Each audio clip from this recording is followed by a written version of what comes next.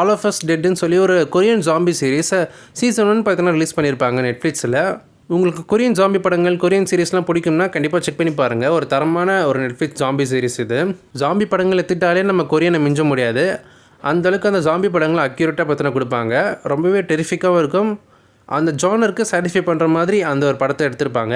Season 1 முடிவில் ஒரு கிளிஃப்ஹேங்கர் தான் முடிச்சிருப்பாங்க. அதுக்கப்புறம் சீசன் 2 எப்போ வரப்போகிறோன்னு சொல்லி எந்த ஒரு அனௌன்ஸ்மெண்ட்டுமே இல்லாமல் இருந்துச்சு.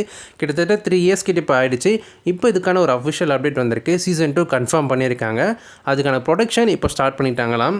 ஆனால் எந்த கேஸ்டிங்கை மறுபடியும் பழைய கேஸ்ட் ரிட்டர்ன் ஆவாங்களா, இல்லை எந்த மாதிரியான கதைக்களம் இது இருக்க போகுதுன்னு சொல்லி இனிமேல் கன்ஃபார்ம் பண்ணலை. ஜஸ்ட்டு சீசன் 2 கன்ஃபார்ம் பண்ணி ப்ரொடக்ஷன் ஸ்டார்ட் பண்ணியிருக்க போகிறேன்னு சொல்லி ஒரு அப்டேட் மட்டும்தான் கிடச்சிருக்கு. இந்த இயர் கேஸ்டிங், ப்ரொடக்ஷன் அப்புறம் கதை எல்லாமே ஃபிக்ஸ் பண்ணிட்டுக்கப்புறம் ஃபுல்லி அடுத்த இயர் ஷூட்டிங் பார்த்தோன்னா போவாங்க.